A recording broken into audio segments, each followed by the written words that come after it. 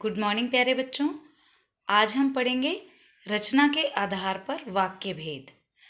लेकिन इन्हें पढ़ने से पहले हम वाक्य क्या होते हैं यह जान लेते हैं। देखिए बेटा, यहाँ पर आपको कुछ शब्द दिए गए हैं।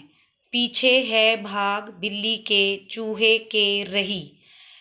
लेकिन इन शब्दों को पढ़ने के बाद कोई अर्थ हमें समझ नहीं आ रहा कि क्या इसका अर्थ है। जब यही शब्द एक क्रमबद्ध ढंग से लग जाते हैं तो हमें उसका अर्थ समझ आता है। जैसे अब इन्हीं शब्दों को देखिए, हमने किस तरह लिखा। बिल्ली चूहे के पीछे भाग रही है। अब यहाँ हमें इसका अर्थ समझ आ रहा है। तो वाक्य क्या हुए? शब्दों के, यानी ये जो शब्द थे इनका जो सार्थक समूह है, यानी अर्थ प्रदान करने वाला जो एक क्रमबद्ध ढंग से लिखा गया समूह है, वो वाक्य कहलाता है। तो शब्दों के सार्थक समूह को वाक्य कहते हैं।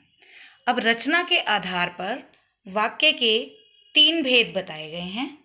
एक सरल वाक्य, दूसरा मिश्र वाक्य और एक संयुक्त वाक्य। चलिए हम पहले सरल वाक्य के बारे में जान लेते हैं। सरल वाक्य या साधारण वाक्य, ये वाक्य सरल वाक्य, इसमें एक उद्देश्य होता है और एक विधेय होता है। उद्देश्य जिसे हम कर्ता कहते हैं और विधेय जो बात आगे लिखी गई है वो उद्देश्य के बारे में क्या कह रही है वो विधेय बताता है, उसे हम विधेय कहते हैं। जैसे यहाँ देखिए, सुयश बाजार गया, वहाँ से सेब लाया। इसमें सुयश जो है वो उद्देश्य है, यानी कर्ता है, और उसके बारे में क्या बताया गया है? बाजार गया, वहाँ से सेब लाया। तो जिस वाक्य में एक उद्देश्य और विधेय होता है वो सरल वाक्य या साधारण वाक्य कहलाता है। अभी हम इसके और उदाहरण देखेंगे।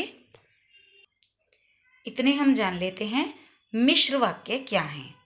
मिश्र वाक्य वो वाक्य होते हैं जिनमें एक प्रधान वाक्य होता है और दूसरा जो वाक्य होता है वो आश्रित होता है। यानी प्रधान उपवाक्य और आश्रित उपवाक्य के जोड़ से मिश्र वाक्य बनता है।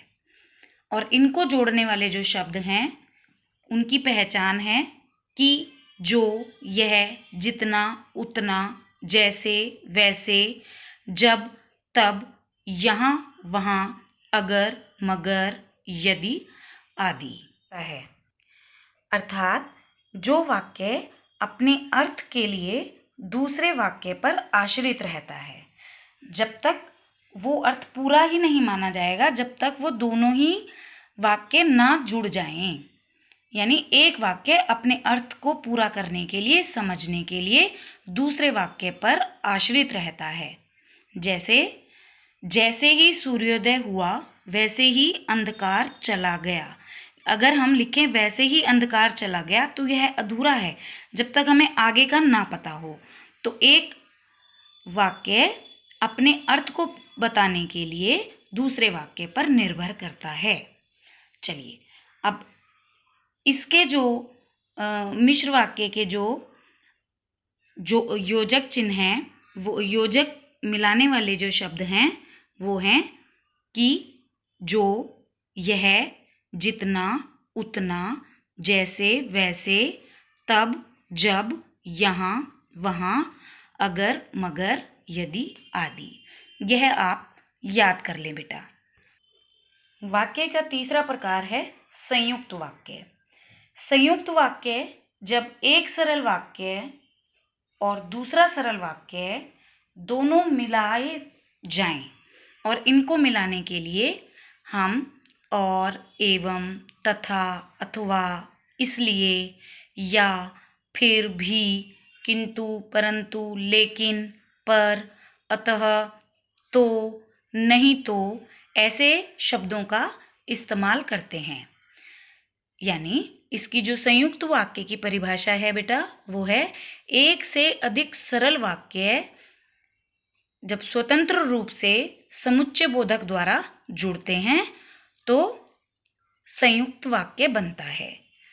यानी जो वाक्य अपने अर्थ के लिए दूसरे वाक्य पर आश्रित नहीं होता उसे स्वतंत्र उपवाक्य कहते हैं। जो वाक्य अपने अर्थ के लिए दूसरे वाक्य पर आश्रित नहीं है, क्योंकि दोनों ही सरल वाक्य हैं और कोई भी निर्भर नहीं है, बात उसकी पूरी है, सरल वाक्य हैं, बस उनको जोड़ दिया जाए तो वो संयुक्त वाक्य हो जाते हैं। चलिए अब हम इनके कुछ उदाहरण कर लेते हैं। देखिए यहाँ सरल वाक्य दिया गया है, सूर्योदय होने पर अंधकार जाता रहा। अगर आपको प्रश्न आता है कि इसे मिश्र वाक्य में परिवर्तित कीजिए, तो आप लिखेंगे जैसे ही सूर्योदय हुआ वैसे ही अंधकार जाता रहा या चला गया। सूर्योदय होने पर अंधकार जाता रहा सरल वाक्य था और यह एक मिश्र वाक्य हो गया। हमने बताया था मिश्र वाक्यों में जो शब्द हैं वो एक दूसरे पर वाक्य आश्रित होते हैं। देखिए जैसे ही सूर्योदय हुआ वैसे ही अंधकार चला गया। कैसे चला गया? जैसे ही सूर्योदय हुआ, यानी यह एक दूसरे पर आश्रित हैं। अब इसी को अगर हम संयुक्त वाक्य में बदलते हैं तो हम लिखेंगे सूर्योदय हुआ और अंधकार चला गया। इसमें दो सरल वाक्य हैं, सूर्योदय हुआ, अंधकार जाता रहा या चला गया। तो ये दो सरल वाक्य हैं जिनको जोड़ने के लिए और लगाया गया है। तो यह हमारी पहचान थी। चलिए एक और उदाहरण देख लेते हैं। राम के आने पर मोहन चला गया। जैसे ही राम आया वैसे ही मोहन चल दिया या मोहन चल दिया।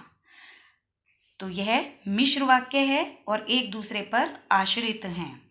यहाँ देखिए राम आया अलग है, मोहन चला गया अलग है, लेकिन अगर इन्हें जोड़ दिया गया तो ये एक संयुक्त वाक्य बन गया। राम आया और मोहन चला गया। एक और देख लेते हैं। वर्षा के रुकते ही हम घूमने जाएंगे।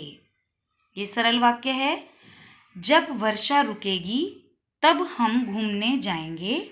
यह मिश्र वाक्य है, क्योंकि कब जाएंगे घूमने? जब वर्षा रुकेगी। ये एक दूसरे पर आश्रित वाक्य हैं।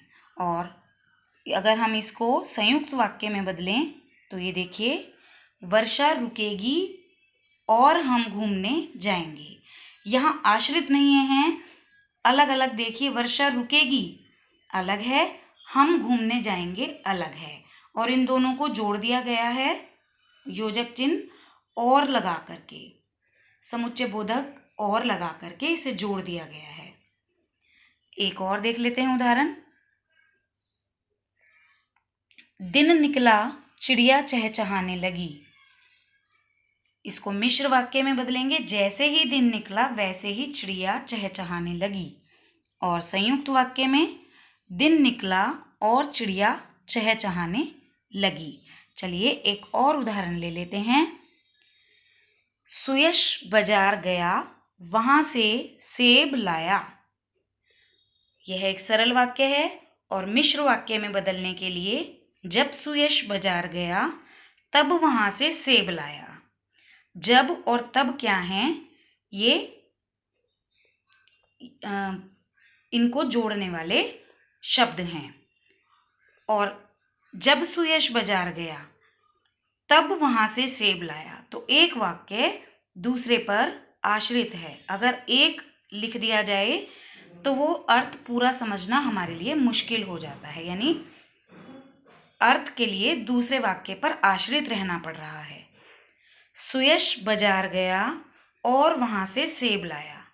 ये दो सरल वाक्य हैं जिन्हें जोड़ करके एक संयुक्त वाक्य बना है। तो ये बेटा हमने आज आपको रचना के आधार पर वाक्य भेद कराए हैं। इसे आपने करना है और बहुत ही अच्छे ढंग से इसको समझना है। थैंक यू बेटा।